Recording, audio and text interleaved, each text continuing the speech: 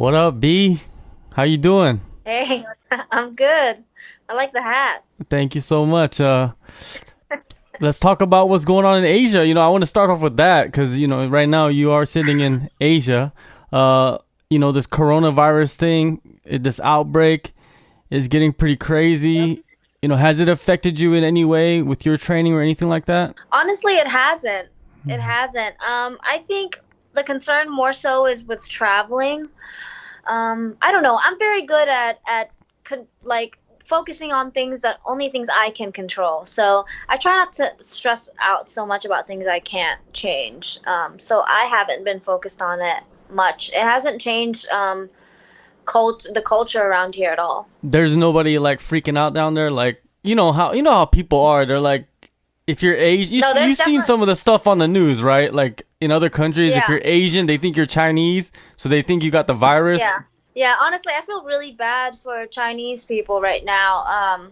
It's a major concern. It's a legitimate concern, but obviously not every Chinese person came directly from the place, and it's just tough. There's Chinese people who here who've lived here for a while. Phuket is like a big tourist city, and they're probably going through a lot of prejudices and a lot of weird looks. So I feel bad for them. It hasn't really affected me any. But I am avoiding markets as much as I can, and I mean, I think probably like huge places like Patong or like big tourist party places are probably not the best idea. But I just train and go home. So well, that's good. Keep away from those areas. Now, growing up in America, myself, I did grow up in America too.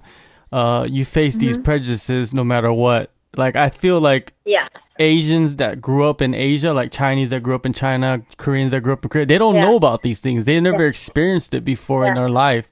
yeah, So they're kind of yeah, blind to it. When you were young, yeah, how did you yeah. handle all of that stuff? Um, I just I don't know. I just kind of always laughed it off. Mm, Like, I always look at things as like you're missing out.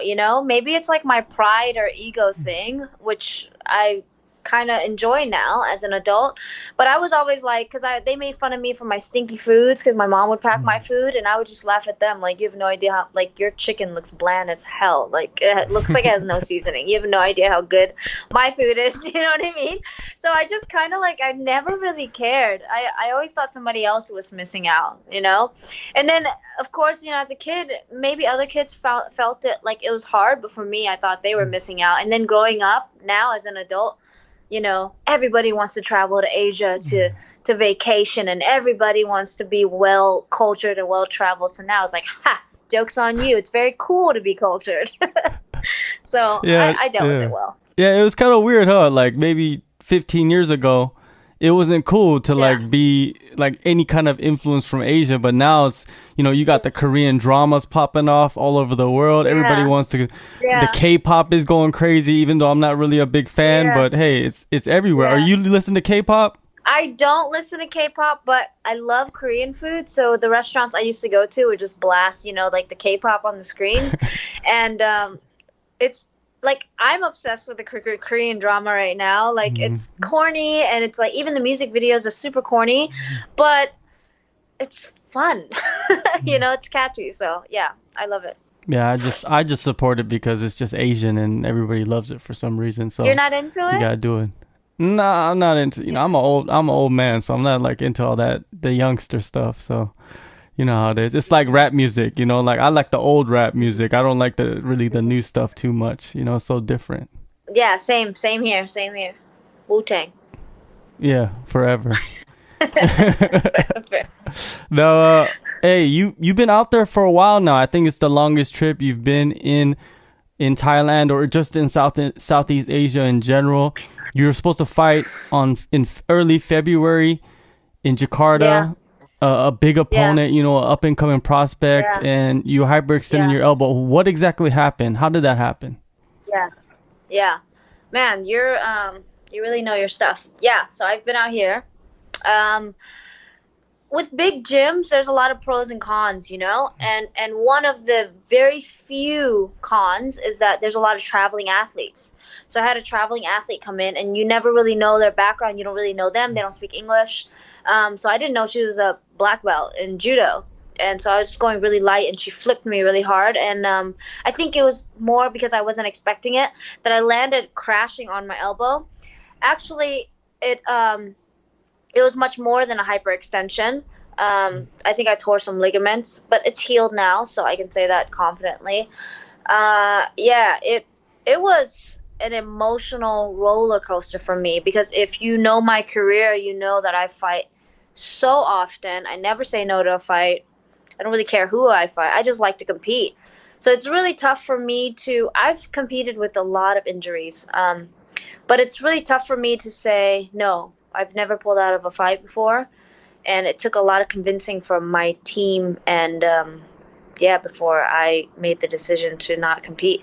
I Yeah. think also it helps to have one championship, right? Because it seems like they support you in your decisions. Because you posted something about Yeah. that. Yeah, Yeah. when you have a promotion and when you have people at the Yeah. promotion, like they support that you fight if you're confident, if you're Yeah. 100% or close to 100%, you can Yeah. kind of pull out and then focus on your recovery. Right. And I think that one, I think they're just good people for doing that because they really don't have to, they want to keep the show going. The our fight, me versus her, was a big draw on that card, and so it was a lot for them to deal with. They might have to, but for other promotions to are do that, it's really to do that because at a high level you want to if put on good fights. So we all good fights. So you don't necessarily we really have to health. I would like to have be so understanding and patient with me. I did notify them way earlier when it happened. I notified them. I didn't know if I was even going to pull, and it was a risk to do that. But I'm glad I did. What was the recovery like? Of course, you didn't have surgery, so what did you exactly do to get your arm back to normal? It was frustrating because it was literally getting sat out because there's not much you can do on your arm.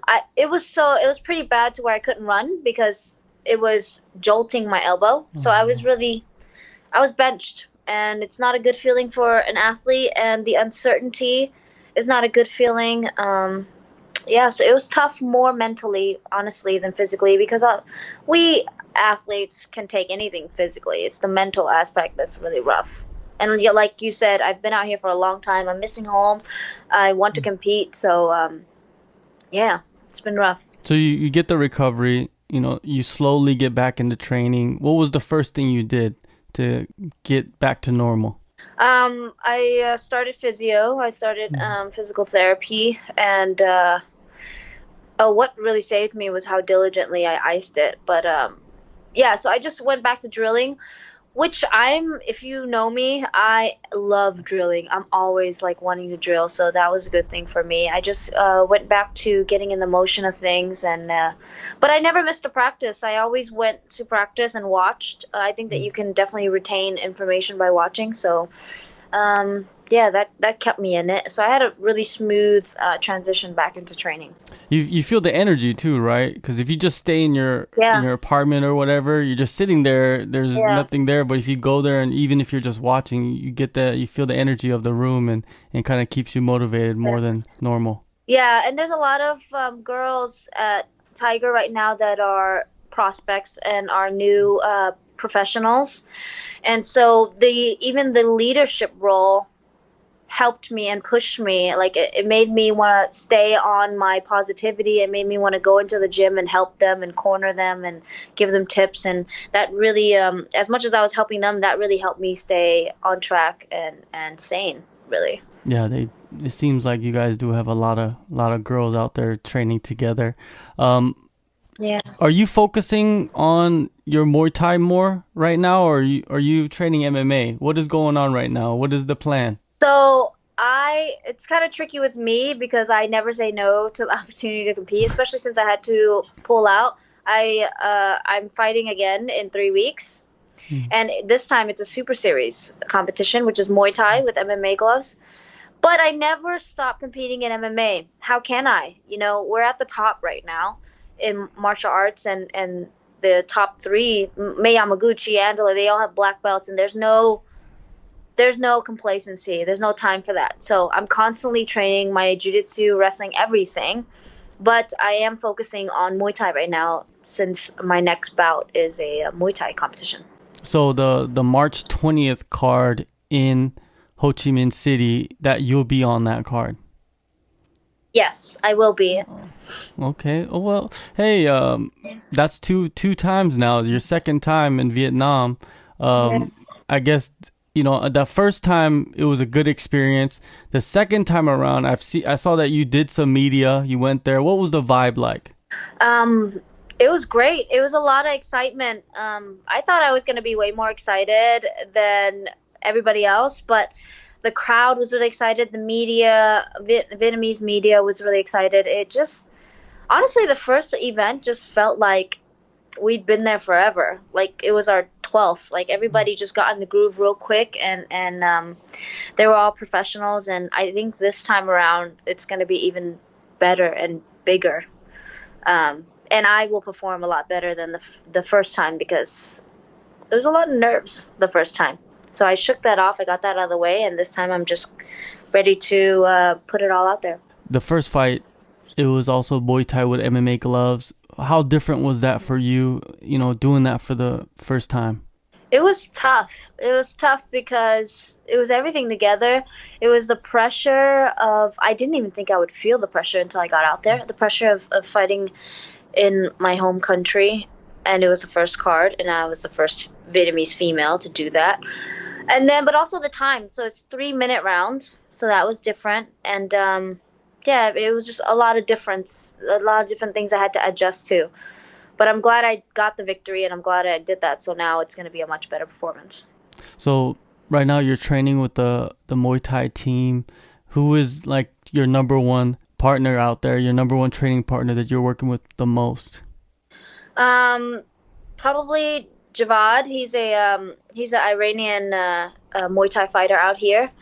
He's been really, really good for my camp. But I train a lot with the young Thai. You know, the young Thai talent is crazy. Like 14, 13 years old, and they're still bigger than me. Who am I kidding? Mm. But they're about my size, and they're tough. The thing about training with young people is that they're like never get tired, and they're hungry, So that's been great for me. It's been tough going back into the rhythm of Muay Thai and then going upstairs to the MMA. That's taken a lot of adjustment, but I think I'm seasoned enough to take what I need from each practice. It's been great. You got 3 weeks left. What else do you have left to do in your training? What do you think? You just going to continue with what the schedule is right now, or do you add some things when you get closer to the fight? So closer is when you really take away, right? The 3 weeks out is probably the hardest that you want to go, because that's for me anyway. Let me just speak for myself. There's a certain peak, and I have to be careful right now because I've been in camp for so long that I can be burnt out. So I've really taken the time over these weekends, and I've taken a couple of trips to Vietnam, which is good to just take a break and make sure I'm not overworking. And I think the great thing is I'm really conscious of where I am mentally. And right now I'm good. Next week I'm going to push hard with the sparring.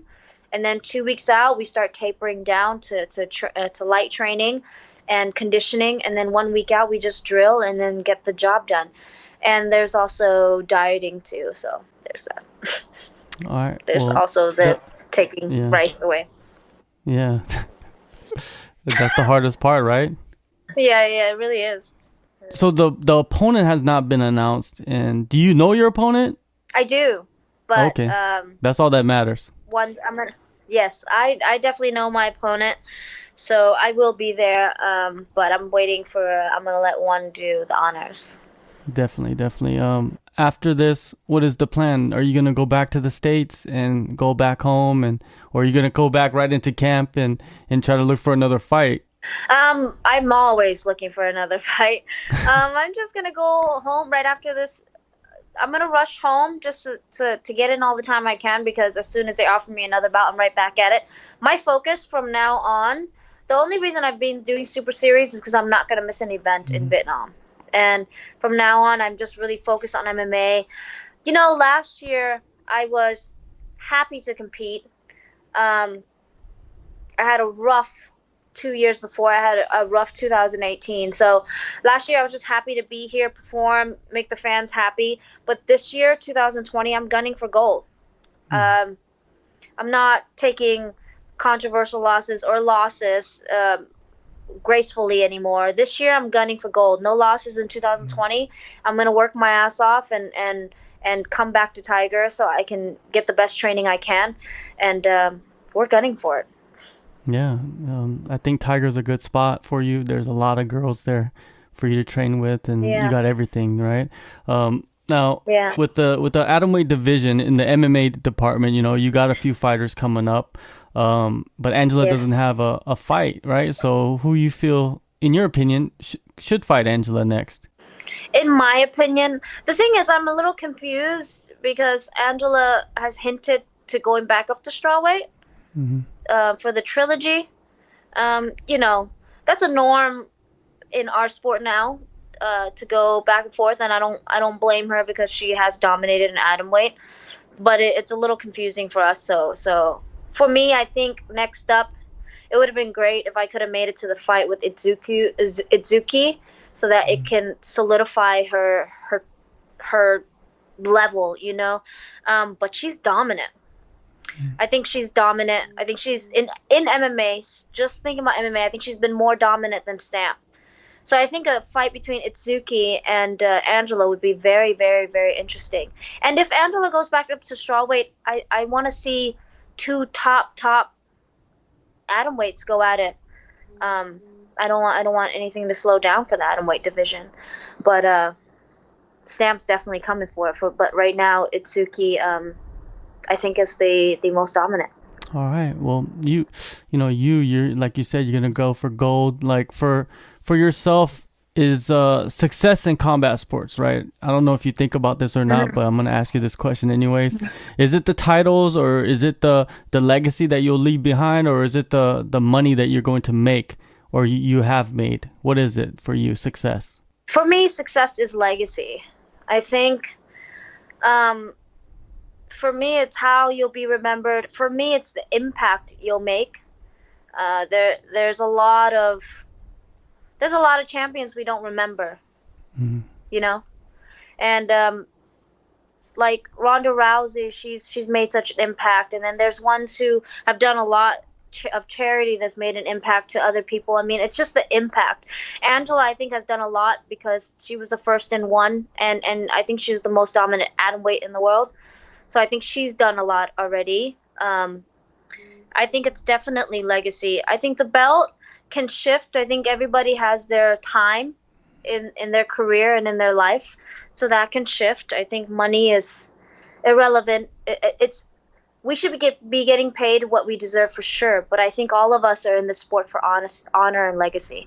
So definitely legacy. What you're gonna be remembered for, and what you did with your time. All right. March 20th, One Championship, Heart of Yeah. Heroes, Vietnam. Thank you, B, for the time. Yes. Always good speaking with you, Thank and you. good luck on the It's fight. always good talking to And you. yeah, good luck on everything that you're doing. I see you hustling, and you got your brand also. You pumping that out, and people selling it or buying it everywhere. So it's good to Yeah. see you being an entrepreneur and doing everything you're on your own. Thank you. Thank you so much.